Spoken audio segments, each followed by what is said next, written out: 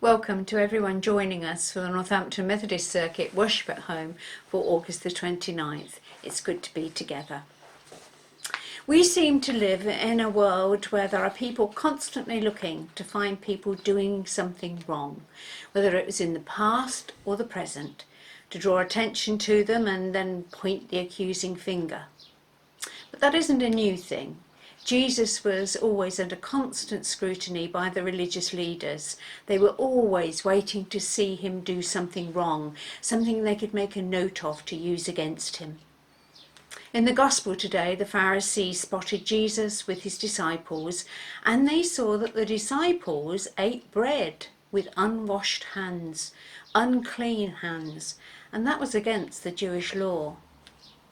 We all know after months of hands, face, space that it's important to wash our hands to prevent the spread of bacteria. It's good hygiene, and we need to wash our hands properly.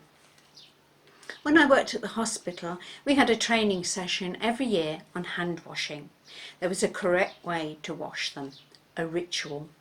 Each time we had to wash our hands, then have them checked under a special light to make sure they were really clean. The Jews had a ritual way of washing their hands as well. It was an important part of their law. It was about ceremonial cleanness rather than hygiene. A Jew was expected to wash their hands before a meal and between courses. It was bad manners not to, and would make you unclean in the sight of God according to their law. The law was very important to the Jews and was in two main parts.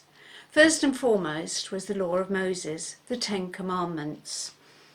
And second were the first 5 books of the Old Testament, the Pentateuch. These books contain many regulations and instructions for the Jews. However, the scribes and legal experts have decided that the moral principles in there were not specific enough.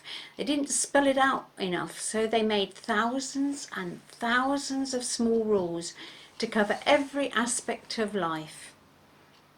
I think maybe they missed Deuteronomy 4 verse 2, which says, "Do not add anything to my command and do not take anything away." They certainly added a lot to God's command with their rules. But the law was the very essence of the Jewish religion. To observe it was to please God. To break it was a sin, according to the religious leaders. The Jews believed that they were good if they observed all the rules, and it didn't really matter what else they did. Jesus told them that loving God was far more about doing things right, acting correctly, and not just about sticking to rules and regulations. That was merely paying lip service to God. God looks at our heart and sees whether there's goodness there, and that's what impresses God. Jesus said that there was one great commandment that we all need to obey: to love God with all our heart, mind, soul and strength, and to love our neighbour. If we do everything to please God and to show his love to others, then we'll keep all the law of Moses. You know, there have been millions of laws made worldwide. It's said over 35 million in the United States alone, trying to improve on those 10 commandments. Nothing's worked yet, and Jesus made it even simpler. Love God and love others, and then you'll keep God's commandments and he will be pleased. So when Jesus was challenged about his disciples not washing their hands, he pointed out that as God had made everything, and could make nothing unclean, we couldn't put anything into our mouths that would make us unclean. It's what comes out of us that makes us unclean. If our minds are full of bad thoughts, if our hearts have hate in them, then our words and our actions will be unclean and bad. We need to fill our minds with good things, like God's words. We need to listen to him, so that good, clean things enter our hearts and our minds and turn into acts of kindness and love. If we do that, we'll find that we not only change ourselves, but also change life for others as we do God's will and show his love.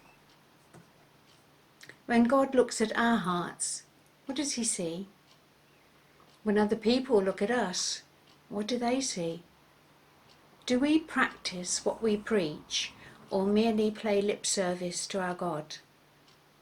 We need our hearts and our minds to be filled with God's love, because our world needs many, many more helping hands and far less accusing fingers at this time. So let's keep safe, keep washing our hands, but make sure that our hearts and minds are full of good, clean things, and that we show God's love in our world. Amen.